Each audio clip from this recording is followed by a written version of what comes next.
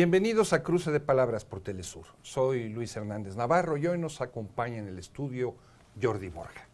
Jordi es catalán, geógrafo, político, militante y dirigente del Partido Comunista Español y del Partido Socialista Unificado de Cataluña, especialista en cuestiones urbanas. Durante 12 años fue vicealcalde de la ciudad de Barcelona, y mejor le paro ahí porque si no, no vamos a terminar con las presentaciones. Sí. No, y tampoco empieza a dictar los libros que puede haber hecho, porque sería aburridísimo, además, ¿no? Interminable, por lo menos, Jordi. Diga. Jordi, tú has trabajado el tema urbano y Sí. tiene la impresión de que hoy en el mundo las ciudades avanzan devorando el mundo rural, acabando con las identidades campesinas, y que lo de hoy es ser un urbanita. Yo creo que esto ha pasado siempre. Es decir, cuando en la Edad Media, por lo menos en Europa, la gente salía fuera de las murallas porque no cabía dentro, pues había unos suburbios allí, ¿no?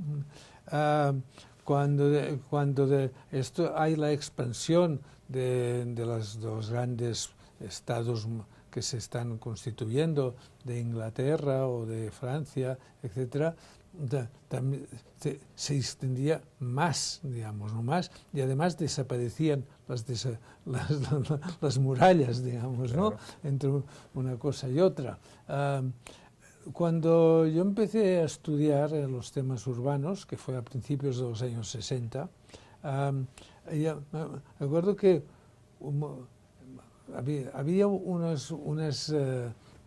en los periódicos, pero incluso en libros académicos, que decían la ciudad se acaba, la ciudad se muere, etc.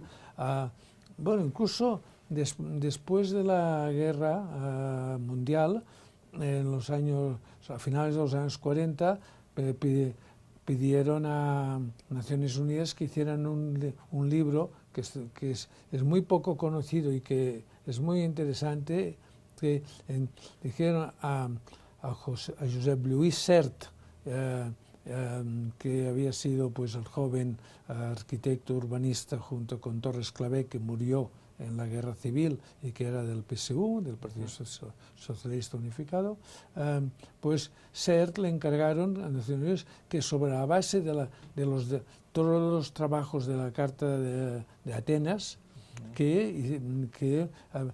a ver si podemos conseguir que sobrevivan las ciudades. Esto a principios de los años 50. Claro. Es decir, que por lo tanto sí que pasa algo ahora. En cada etapa algo pasa. Aquí, ¿qué es lo que pasa ahora?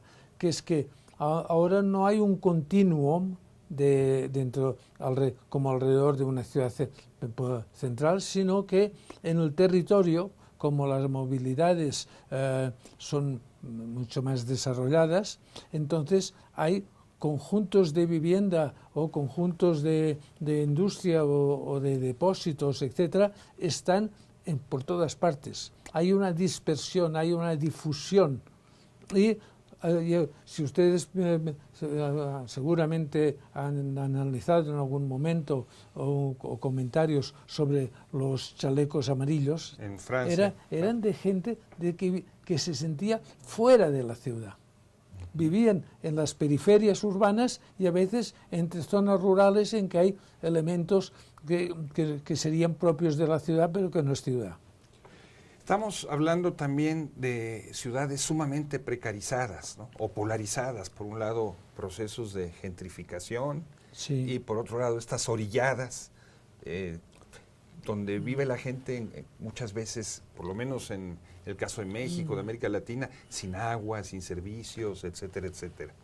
Por una parte, las ciudades aparecen exuberantes, ¿no? Por ejemplo, el país, el último domingo de mes, en su suplemento de los domingos, sale una gran ciudad de América Latina. ¿no? Ha salido México, ha salido Buenos Aires, ha salido Bogotá, ha salido La Habana, etcétera, etcétera. Y claro, y siempre presentan como una ciudad conflictiva, como muy problemática, etcétera. Bueno, hay de todo, porque los centros históricos, más o menos históricos, se han remodelado, se han rehabilitado y allí pues hay algunos colectivos que viven, pero sobre todo van los turistas, van gente que es suficientemente rica como para decir, me gusta Barcelona, me gusta París, etcétera, y ustedes van a la isla de San Luis o en el Marais, pues está lleno de señores que pasan allí unas semanas de vez en cuando en sus apartamentos, digamos, ¿no? Es decir que hay unas zonas que se están muy bien. Hay zonas de los ensanches que se han convertido el centro moderno del siglo XIX y XX, es decir, que se va expulsando sectores de bajos ingresos o medios incluso, se expulsan porque ahí se convierten en oficinas, se hacen torres o los apartamentos se rehabilitan, aquellos que conviene, y son mucho más caros, sea el alquiler, sea comprarlo. Y con esto los sectores medios y bajos son cada vez expulsados más de la calidad de la ciudad. Pero claro, hacer la calidad de la ciudad es muy peligroso, porque si tú vas excluyendo sectores populares a sectores medios, etcétera, se pierde la savia de la ciudad.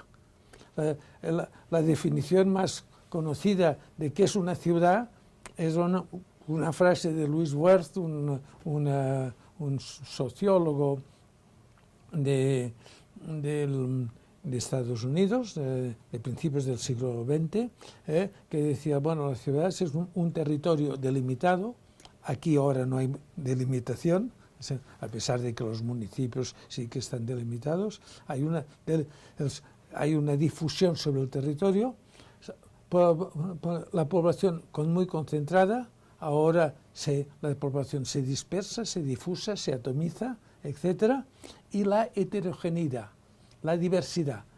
Tiene que haber de todo. Y además, cuanto más mezclados, mejor. Y entonces lo que se está haciendo es una especie como de depuración, entre comillas, racial. Aquí no queremos a los de la clase popular, después estos a nuestros medios, y se llega, en el caso de Estados Unidos, por ejemplo, que los conjuntos de viviendas de clase media alta y alta, que primero, ¿le aceptamos o no le aceptamos? Este es un poco más bajo que nosotros. No. Un poco más que nosotros lo aceptamos, pero uno que está más bajo, esto no queremos verlo. Esto se pierde en la ciudad.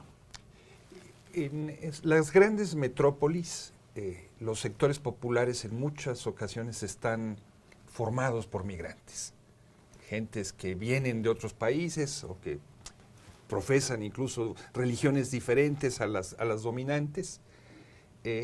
Y hay entonces una doble segregación, digamos, la segregación de la pobreza y la segregación de orígenes. ¿Es justo afirmar esto? Sí, sí que hay las poblaciones emigrantes, pero no son solamente estos, sino sectores que están desocupados, que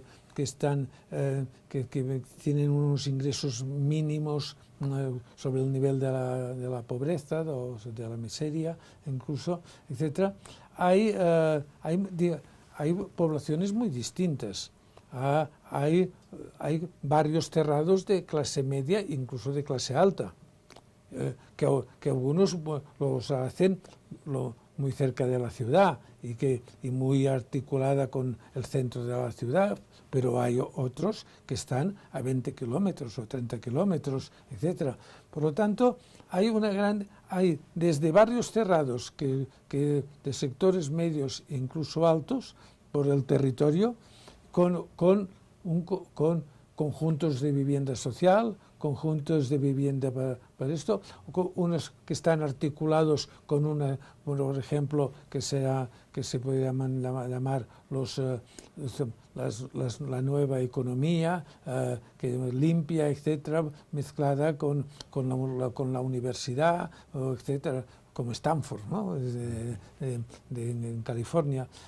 Por lo tanto, hay una atomización, un fraccionamiento, y los sectores bajos que quedan muy,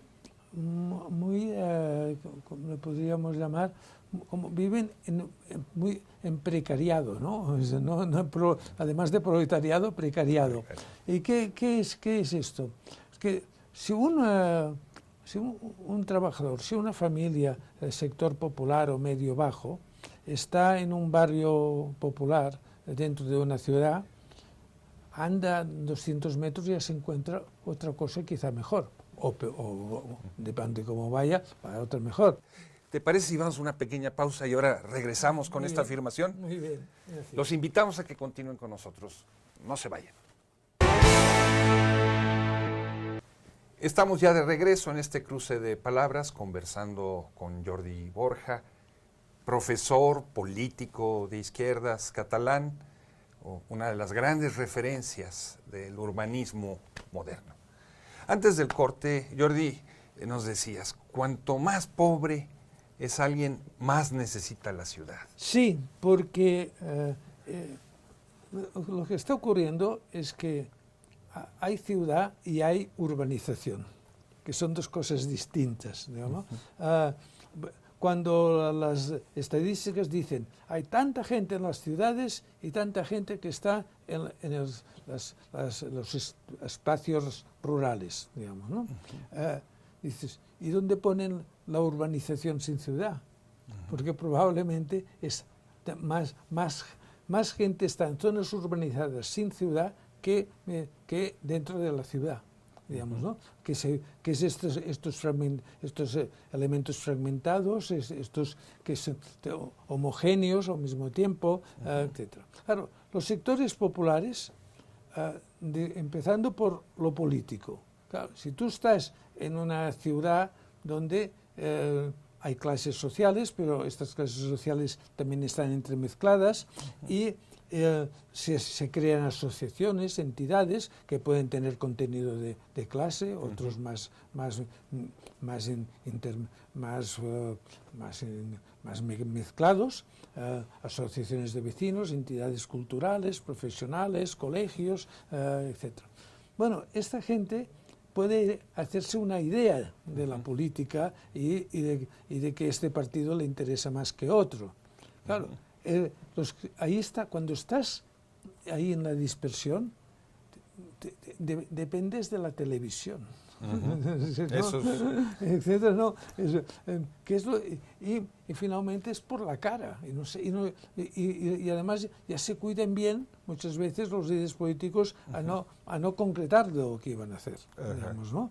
Entonces, esto en plan político, pero es que si vives a 20 kilómetros o a 30, solamente la movilidad te cuesta dinero. Claro. Te cuesta dinero y cuesta mucho. Y esto pues, yo he visto en Río de Janeiro gente que dormía en la calle y comprobamos que por los fines de semana desaparecían.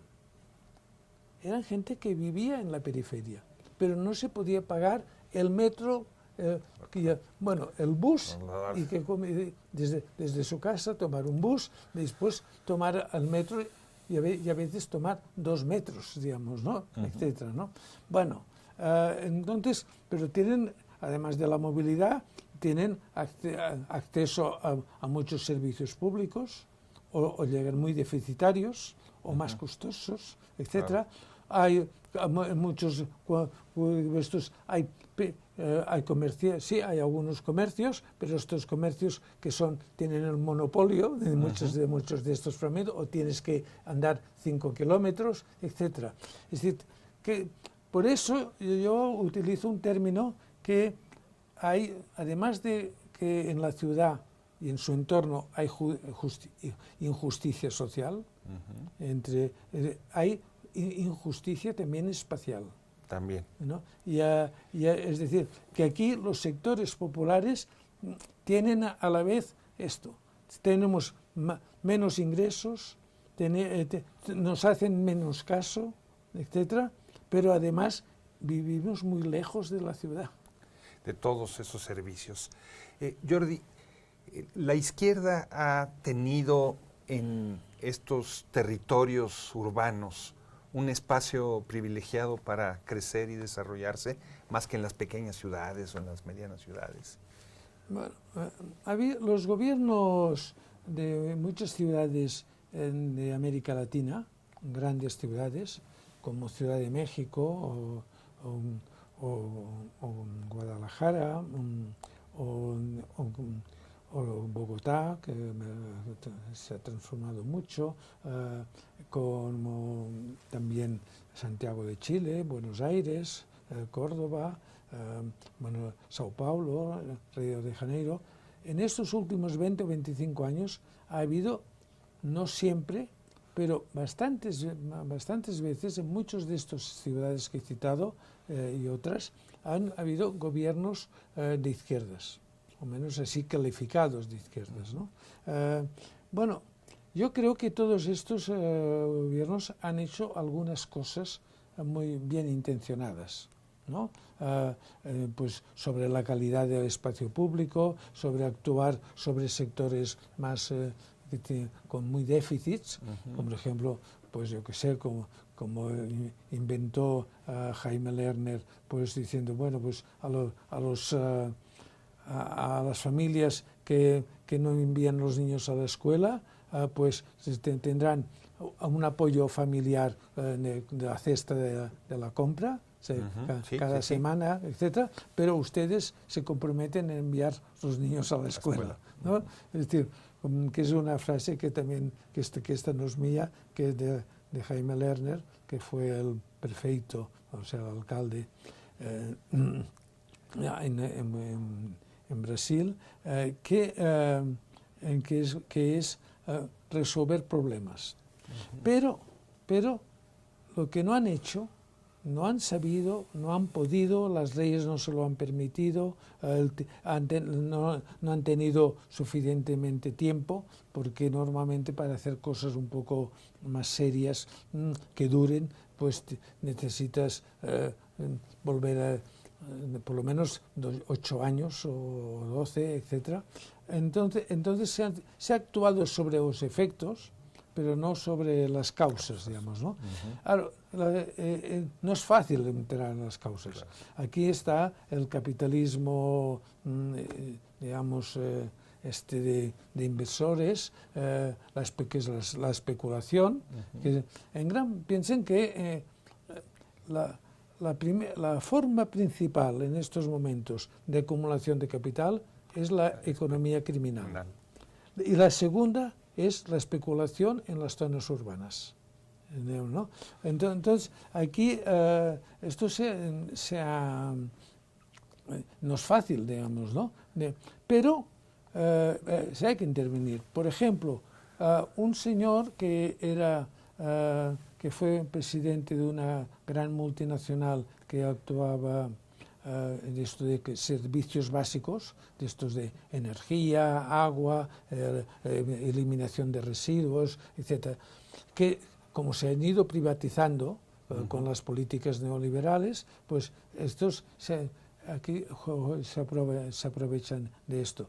Bueno, pues sin destruir el capital ni nuestras sociedades de economía de mercado, etcétera, que a veces poco mercado, dices, no, pues se publifican o los representantes locales tienen el 50% de la empresa multinacional, etc. Yo veo con más capacidad de fuerza para cambiar las cosas los gobiernos locales con el apoyo ciudadano que no los gobiernos nacionales. Muy bien. Fenómenos como Uber, Airbnb, todos estos aparentes mecanismos de contratación directa entre el usuario de un servicio y aparentemente los que lo prestan sin intermediarios, ¿ha transformado las ciudades desde tu punto de vista? No, estamos en un conflicto entre algo viejo y otra cosa nueva, y todos tienen razón, pero no toda razón, digamos, ¿no? Es decir, tendrá un momento que tendrán que unificarse, no las compañías que puedan haber de coches, ¿no? Sino de sistema. Es decir, por ejemplo, en estos momentos, yo que sé, en Barcelona o en Madrid, haces una llamada y tienes esto, y cuando, ¿sabes?, pagas con la tarjeta de crédito. Claro. Digamos, ¿no? No es muy distinto ya de lo que hace el Uber, etcétera, ¿no? Entonces hay los temas que, bueno, cómo se paga la fiscalidad, cómo se aplica la fiscalidad, los derechos de los trabajadores de estos, etcétera, ¿no? Pero estamos en un momento de conflicto porque es un momento de transición. Dentro de 10 años se habrá superado todo esto, ¿no? Una última pregunta, apelando a tus raíces y a tu experiencia política. El diferendo catalán, la famosa Salit. ¿Hay una salida a este empantanamiento que hay entre el gobierno central de Madrid y el nacionalismo catalán, independentista? Lo primero que diría que antes que haya, digamos, emergido lo que tú has llamado el nacionalismo catalán, yo diría que la agresividad del nacionalismo español. Okay. ¿No? Es decir, por lo tanto, segundo, la Constitución ha reconocido que en España es plurinacionalidad, aunque no se diga así, pero se dice en España se dividirá en grandes territorios, comunidades autónomas, que se llaman así, que habrá regiones y habrá con un estatus especial las 3 nacionalidades históricas, etcétera, con su especificidad cultural, histórica, etcétera, etcétera, que es el País Vasco, Galicia y Cataluña. En Cataluña y en el País Vasco, además, la sociedad quiere más autonomía, más autogobierno, etcétera, ¿no? Etcétera.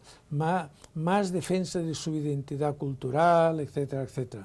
Lo del dinero no va por ahí, no está ahí. Aunque se diga, porque hay problemas también en Madrid en cuanto a dinero, por ejemplo, o las Islas Baleares, respecto a que pagan mucho a las otras regiones, ¿no? Entonces, ante esto, el gobierno español y el Tribunal Constitucional, manipulado por el gobierno de la derecha, del PP, digamos, modificaron el Estatuto de Autonomía que había sido elaborado por el 90% de los parlamentarios catalanes, que fue presentado a los Congresos de Diputados de España. Se modificaron ciertas cosas y pasaron al Senado, que se modificó alguna otra, y que el gobierno catalán, el Parlamento catalán lo aceptó y, como decía la ley, que tenía que hacer una consulta. Y la mayoría de la población votó un poco a disgusto porque se había modificado mucho o bastante, pero se modificó y se aceptó. Y viene un Tribunal Constitucional manipulado por el PP y por algún sector del PSOE, etcétera, y recortaron 6 tipos contra 4, y además porque habían cambiado, digamos, unos por otros, etcétera, 6 por 4, hicieron una decisión interpretativa, lo cual quiere decir, tiene mucho de político, para recortar esto. Y esto provocó una gran indignación. Y algo que era muy latente y que la gente decía, bueno, más adelante estamos progresando, habrá más autogobierno, etcétera, etcétera. Y dices, bueno, y de pronto, así, 6 tipos contra 4, digamos, hacer retroceder la autonomía de Cataluña, que suprimían artículos que estaban en Andalucía y que estaban en el País Valenciano, ¿no? Bueno, entonces esto provocó esto, pero después no se ha querido dialogar. Entonces tenemos una mitad de la gente que quiere decir pues la independencia, y otros como yo mismo, no soy independentista, pero tampoco eso. Dialoguemos y buscamos una cosa intermedia.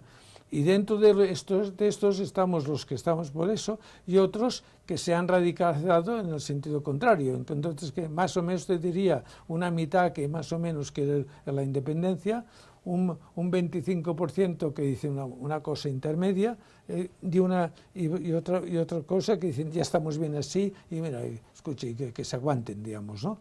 Pero si hubiese un diálogo, te aseguro que habría bastante más del 50% que votaría por una solución intermedia. Diálogo.